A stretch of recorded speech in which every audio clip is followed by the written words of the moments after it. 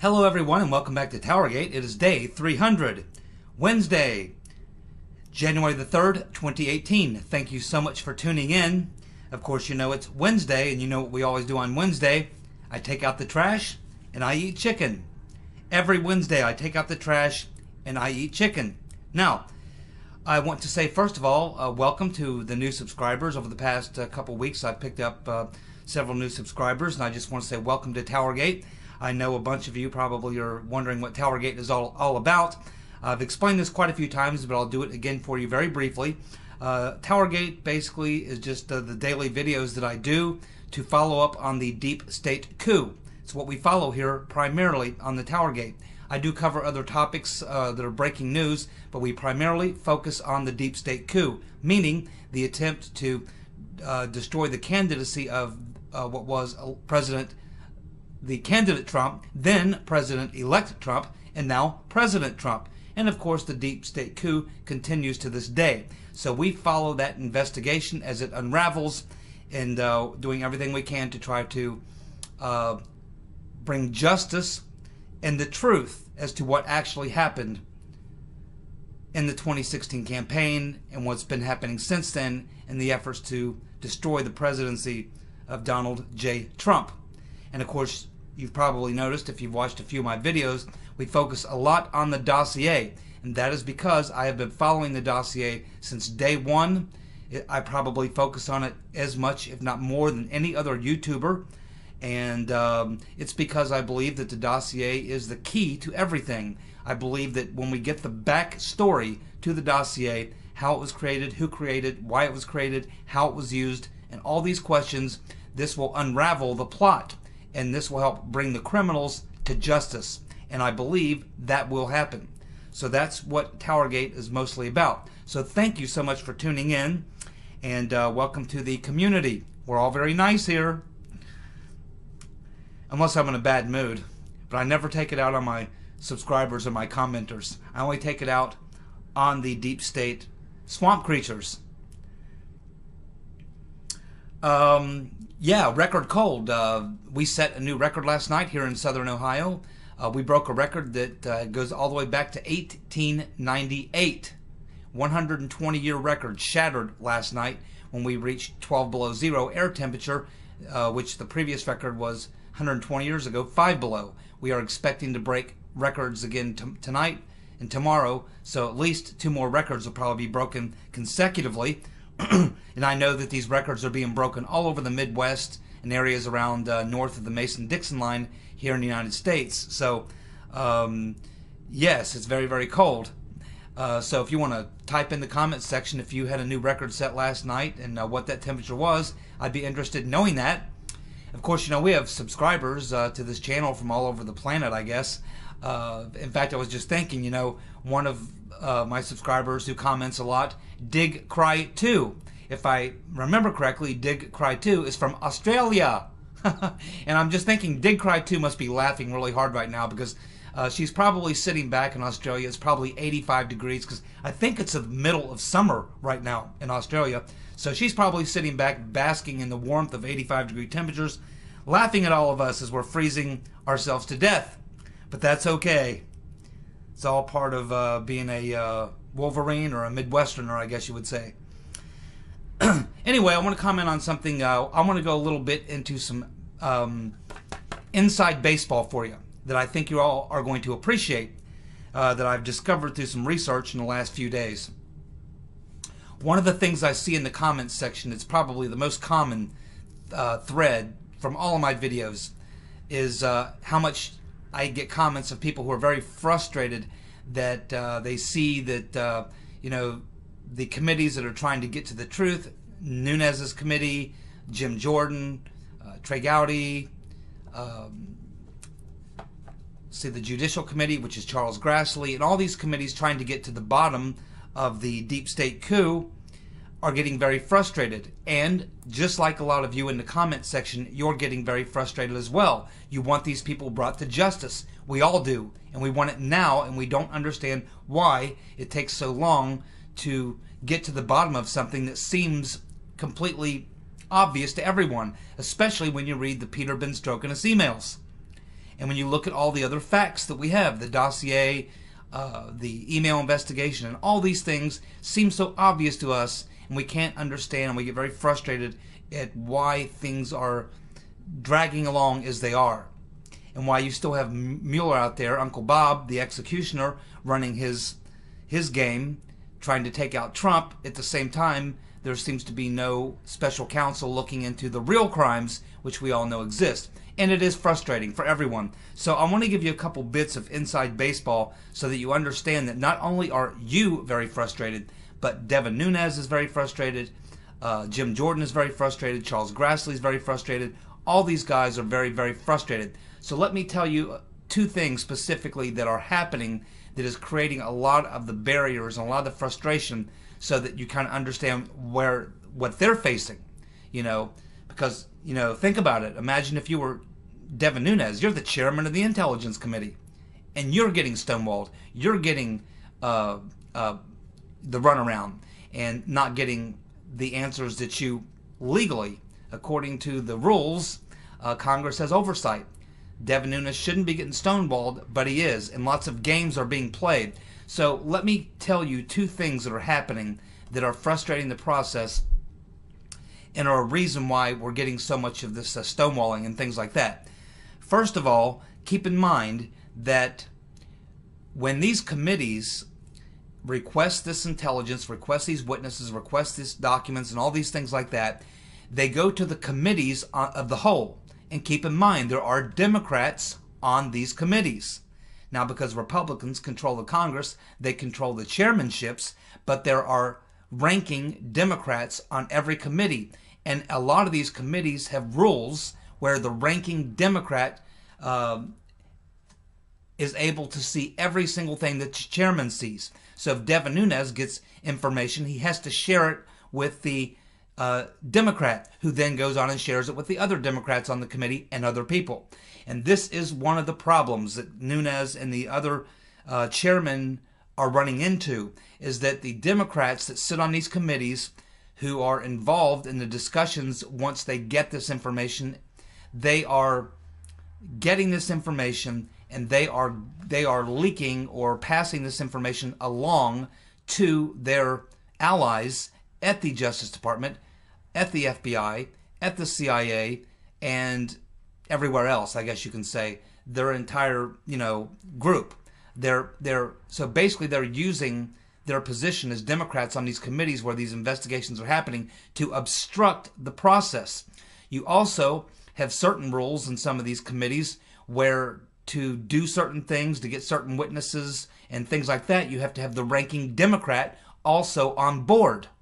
And a lot of the times these ranking Democrats will block or not allow the chairman to do the things they want to do, talk to the people they want to talk to, get the information they want. And when they do get it, these Democrats are pipelining it right to their friends in the deep state. So it's like you have people working within these committees headed up by Devin Nunes and Charles Grassley. You have Democrats within these committees that are working from the inside to gum up the works and to feed information to their rogue elements in the deep state, the FBI, the CIA, the Justice Department, so that they can strategize and plan and create diversions to try to avoid the truth coming out. And we believe that this is what happened with this last Friday's drop of the Papadopoulos story. Is probably because some Democrats in some of them committees knew what was going on with Nunes or Jim Jordan or Grassley or whatever, and someone thought, uh-oh, they're getting close on this point here. It's getting really close. We got to do something to throw a diversion. Hey, let's feed these guys this so that they can act. So probably someone at the FBI or DOJ was able to get some inside information about what the committees were doing and planning, and they were able to pipeline that in and obstruct it, disrupt it, mess it up. So this is one of the things that's happening. This is inside baseball of what's going on within these committees, and this is what's frustrating the committee chairs so much, and in turn frustrating all of you. Here is something else that we found out that has really thrown a wrench into the spokes. The information, the witnesses, the documents, and all this that Nunes and company are trying to get are from the FBI and the Department of Justice.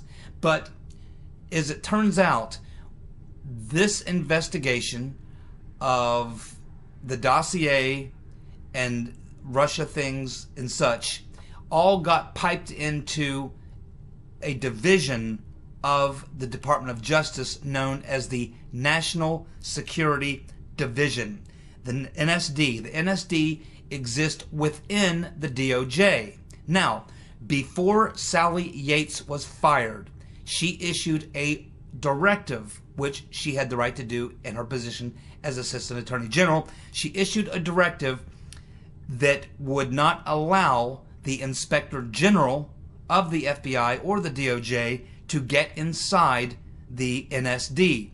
Could not get intelligence, could not get phone calls, could not get anything out of NSD. She basically put the NSD out of reach of investigations by the Inspector General or even by the Congress. And this is what they've been using to keep from having to give up the information. And because the DOJ was involved with the FBI in these illegal operations, they basically put everything into a box and shipped it on over to the National Security Division of the Department of Justice, where Sally Yates had just signed a directive which made it not possible for the Inspector General or members of the committees or people in the FBI or the normal DOJ even the DOJ lawyers to get inside the NSD and pry this information out. It's being held up and locked up inside the NSD, the National Security Division, which is housed within the Department of Justice. It was a trick that Sally Yates pulled when she last thing before she left, because she knew that they had to contain all this, and so they boxed it up, put it inside the NSD, and then she made it off limits. So even Mr. Horowitz, even if he does want to get to the bottom of it, the custodian, whose job is really to clean it up, he can't even get inside the NSD. So basically, they created a secret little nucleus within the cell, and it's off limits. And that's where all the information is. That's where the smoking gun is. That's where all the information is. And that's why the DOJ and the FBI have been so able to frustrate these committees in trying to get this intel, is because they're basically saying, well, we're trying to get it, but it's all held within the NSD, the National Security Division of the DOJ, and they're a separate little division kind of within the DOJ, and they have different rules, and we can't get in to look. We can't request stuff from them. They don't have to comply. And this was all done by Sally Yates. Now, my question is, why doesn't Jeff Sessions just overturn that? I don't know why. Maybe because he's recused himself. And who does that leave in charge? Rod Rosenstein, the Rodenstein. And Rodenstein obviously is part of, in fact, probably was one of the people who helped come up with this brilliant idea to be able to safeguard these secrets. Now, this won't work forever. Eventually, they will break down these barriers, because as we know, Devin Nunes has said that if he doesn't receive them documents today, Wednesday, January 3rd, he is going to hold these people in contempt. The only question is, will he go all the way? Because actually, if he places them in contempt and they do not comply, he does have the ability, the right, within the rules in the Congress, to go to the Speaker of the House and demand that these individuals be taken into custody and held until they comply. Now, this, as far as I know, in the history of our country, has never been done. There have been people placed under contempt many times, but normally they, once placed under contempt, they'll comply. Or they won't comply, and the Speaker or the Congress doesn't have the political courage to actually take that major step, which is to have them apprehended, slap the cuffs on them, and hold them until they do comply. Whether or not Devin Nunes or Grassley or what have you, whether they would go all the way to what we would call, say, the nuclear option, I don't know. We're just going to have to keep watching. We know Nunes is awfully upset. We'll just have to see what happens. And but anyway, I wanted to let you know about that inside baseball. These two things are what's really bottling up everything and keeping this game going. It's this National Security Division within the Department of Justice where everything is being locked up and protected, and it's also these Democrats on these committees who are gaining access to this intelligence and to the documents and to the conversations and the plans that the Congress, that these committees are making for when they're going to have hearings and who they're going to call and this and that and the other thing. It's all being pipelined back to the deep staters so that they can respond or strategize. So there's a lot of obstruction within the process, and that's where a lot of the frustration is coming from. Now, as most of you may have heard, a couple of weeks ago, it was floated, about 2 weeks ago, floated that Devin Nunes had formed his own committee with several other Republicans, and we can pretty much guess who they are. And so basically what they did, they understood that these Democrats were pipelining this stuff and obstructing what they're trying to do, so they put together their own little internal committee, which I assume it's Nunes and Jordan and Meadows and these guys. And so they're actually having their own private, keeping the Democrats out, their own private little powwows, and they're putting together their own report, which they are going to present sometime, I understand, and probably before spring, before March. So we should be seeing that come out. Of course, they need a lot of information first, but anyway, that is why Nunes and his Republican friends put together this little internal committee, is because they knew that they could no longer have the Democrats in these discussions because they were sabotaging the process. Okay? So hopefully that makes everyone feel a little better and understand why these things are happening. That's kind of inside baseball. Now, let's get to the next thing.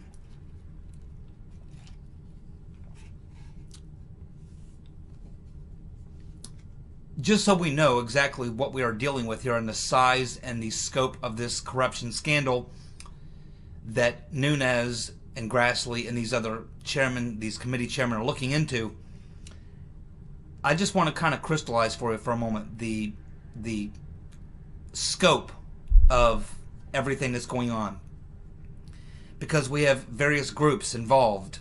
So when we get to the bottom of this, and as we untangle all this, what we are looking at is that we are looking at the following agencies which were completely politicized and corrupted, and this is what we will learn.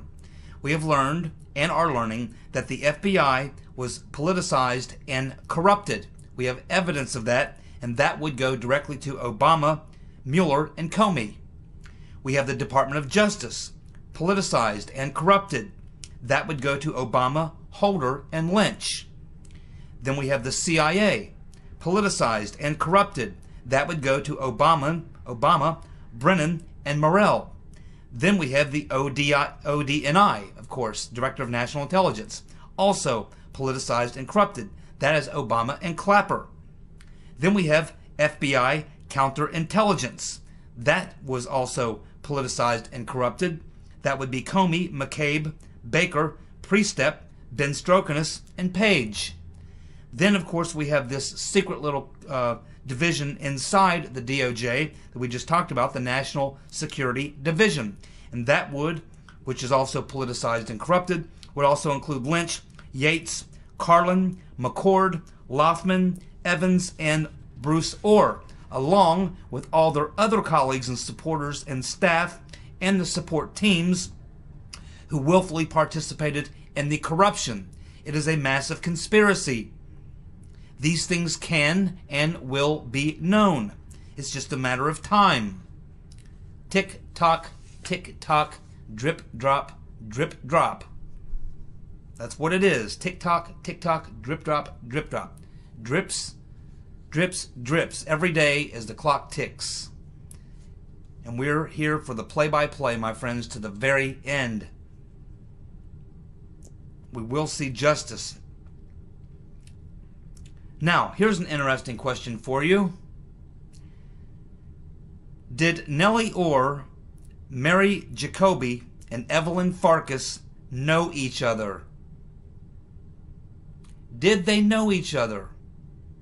These three female characters in this grand scheme, we've talked about all of them individually.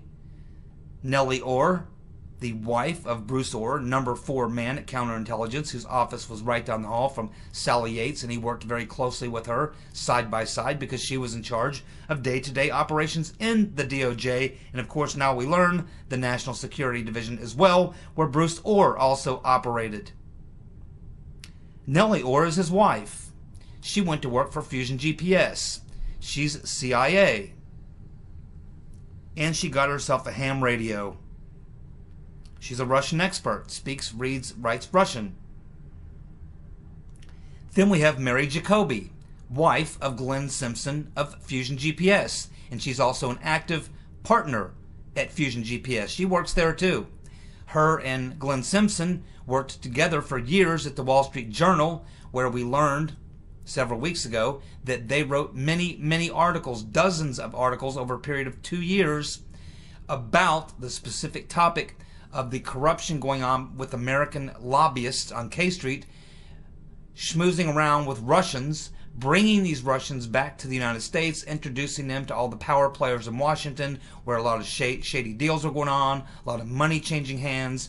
And the poster boy for a lot of their articles was Paul Manafort. He was the guy they focused on. They said, let's focus on Manafort and his activities, and let's build around that. So Mary Jacoby is the wife of Glenn Simpson. And we also know that 1 week before Fusion GPS was hired by the Rotten Reverend Clinton campaign to do the opposition research, Mary Jacoby visited the White House.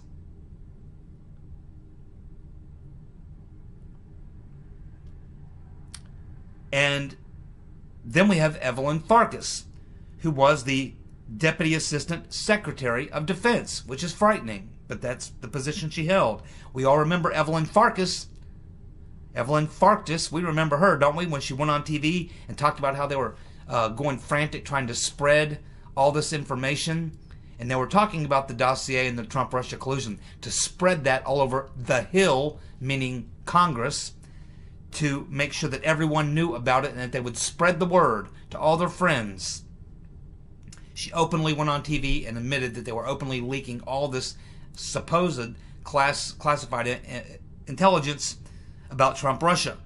So it is looking more and more like that the person that Mary Jacoby may have met with when she went to the White House that day, a week before Fusion GPS was brought in, Mary Jacoby's husband, Glenn Simpson, who runs Fusion GPS, along with her, that it is very possible that one of the people she met with that day was Evelyn Farkas. Now, if Mary Jacoby is married to Glenn Simpson and she has a role to play at Fusion GPS, and Nellie Ohr was working at Fusion GPS, it's not hard to see how Mary Jacoby would certainly know Nellie Ohr. Evelyn Farkas, also as the Deputy Assistant Secretary of Defense, probably would have crossed paths at some point with Bruce Ohr, the husband of Nellie Ohr.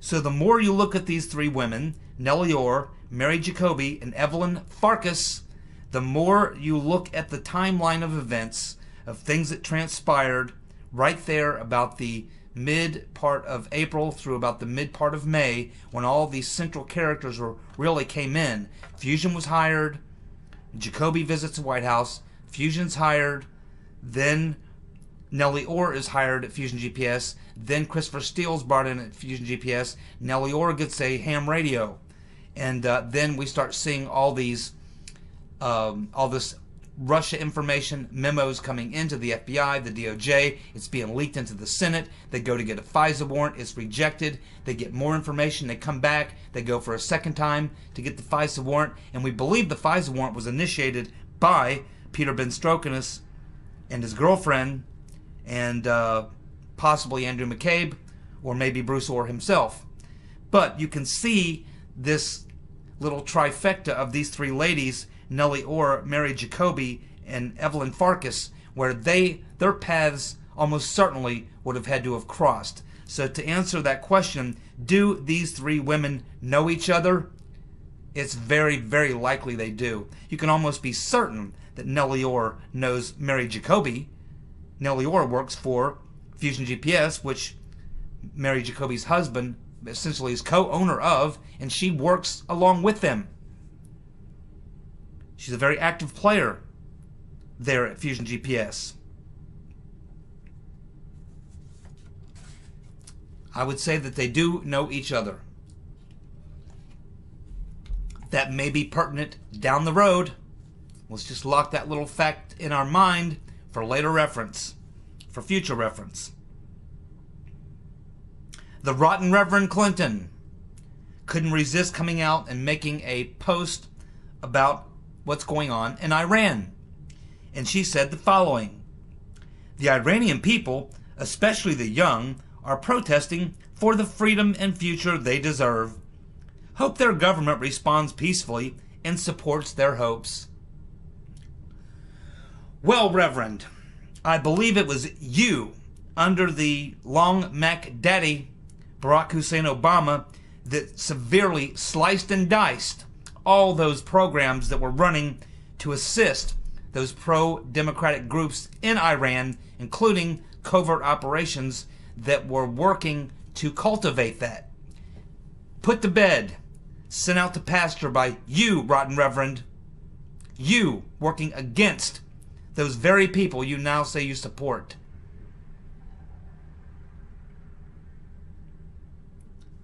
The Green Revolution in 2009, when that was happening, it was you, Reverend, and your boss, the Long Mac Daddy, that stood on the side of the Iranian government. Did nothing to support those people who were protesting back in 2009 as the Green Revolutions were spreading across North Africa and the Middle East. You did nothing for those people. Nothing. The rotten Reverend Clinton, along with Long Mac Daddy, Hussein Obama, cut a wonderful deal for the mullahs in Iran. They gave full support to the mullahs in Iran and dropped billions of dollars in cash on them, right on the tarmac. Shrink-wrapped millions and millions and millions of dollars, or was it billions, to support and prop up that regime, undermining the hopes and dreams of those very people you say you now support, Reverend. You are one nasty, nasty woman, and no one believes you. Those people protesting in Iran right now, oh, they remember. Believe me, they know the truth, Reverend. Chuck Ross, Daily Caller. Huma Abedin forwarded state passwords to Yahoo before it was hacked. Huma Abedin forwarded sensitive State Department emails, including passwords to government systems, to her personal Yahoo email account, high-level correspondence to Clinton's State Department. Now, the U.S. actually charged a Russian intelligence agent for being the person responsible for this Yahoo hack. He hacked everybody, every single Yahoo account there was. All of them, including Huma, with all that classified information. His name was Igor Suchin. And Igor Suchin hacked approximately 500 million accounts, including Huma, whose email address is humaabedin@yahoo.com. Why don't you shoot her an email and tell her what an idiot and a criminal she is? She has violated the Espionage Act, mishandling classified information. And where did she get it? Off the Rotten Reverend server. Only 2 people had an email account on the Rotten Reverend's private, illegal, unencrypted server. And that was Hillary and Huma. The hacking occurred in 2014. Suchin also worked for Russian investment bank Renaissance Capital. Ring a bell? Does it ring a bell? It should, because Renaissance Capital is one of the large banks which paid Bill Clinton $500 grand for that speech in Moscow in 2010. The Clintons associate with a lot of criminals, don't they? Yes, they do. Because birds of a feather flock together. So now we know why James Comey said in July of 2016, quote, "We do assess that hostile actors gained access to the private email accounts of individuals with whom Secretary Clinton was in regular contact from her private account." He was talking about Huma. You see, the dishonorable bad cop James Comey and Peter Benstrokinus saw those emails. The very ones that we're getting now and looking at, he saw them, which means not only is Huma guilty of violating the Espionage Act, mishandling classified information, the Rotten Reverend Clinton is guilty of the same, including obstruction and many other things as well associated with the destruction of the emails themselves. But James Comey, the dishonorable James Comey, the dirty cop, along with Mr. Insurance Salesman Peter Benstrokinus, lover boy, appears that they saw those emails and did nothing. They saw crime and they looked the other way. That's called obstruction as well. All four of them should be in jail right now. So Huma may be joining her husband and the Rotten Reverend Clinton and the bad cop, the dishonorable James Comey, along with Peter Benstrokinus, in a prison cell very soon. Of course, Hillary's going to play dumb. She's going to play dumb. That's what she always does when she gets caught. She plays dumb. "Oh, I didn't know. You mean wipe it? You mean like with a cloth? Oh, a private email server, you're not allowed to do that? Oh, those emails were classified? I thought that C meant cat. I thought that C meant something else. Had no idea that that C could possibly mean classified. I'm such an idiot." That is the Rotten Reverend Clinton's M.O. And I'm telling you, the day they indict her, they'll find that she's just come down with some serious disease and she'll be in the hospital and you won't be able to get to her. It's another one of the Rotten Reverend's more unredeemable qualities. Finally, WikiLeaks. Julian Assange drops the bomb on the Rotten Reverend Clinton. Last Saturday night, or I should say late this past Saturday night, WikiLeaks revealed that a New York Times reporter emailed the Hillary Rotten Clinton State Department with stories they were going to run up to 9 days in advance, so that the State Department would have the time to distract or put spin on the new revelations. WikiLeaks discovered these facts by looking at the emails that were just released by Judicial Watch, the ones we were just talking about that turned up the, on Wiener's laptop, that turned up the classified emails that Huma sent there. Yeah, well, Julian Assange, I guess the people at WikiLeaks were looking at that and probably looking at metadata information and put two and two together and figured it out. And they dropped the bombshell this past Saturday night. So now we know that the New York Times, and I'm sure many other publications, were actually sending their stories over to Hillary Clinton's State Department up to 9 days before they would run the story, so that the State Department, Hillary Rotten Clinton's State Department, would have time to adjust their narrative and do their spin and whatever they're going to do to try to fit and make everything kosher with the story. The level of corruption that we continue to discover on a day-by-day basis of what occurred during the administration of the Long Mac Daddy, Barack Hussein Obama, and the Rotten Reverend Clinton, and the whole group, it's absolutely disturbing. When I say to you, my friends, this is much, much bigger than Watergate, I wasn't lying. Remember, the FBI politicized and corrupted the DOJ, politicized and corrupted the CIA, politicized and corrupted the DODNI, politicized and corrupted the FBI counterintelligence, politicized and corrupted the DOJ, politicized and corrupted the White House, politicized and corrupted the media, politicized and corrupted everything, politicized and corrupted. It's a ball of God knows what. Unraveling this, it's quite the task. And of course, as I explained to you, They're throwing a lot of wrenches in the spokes, trying to obstruct, but it's not going to work. We will get to the bottom of this. We will expose the truth.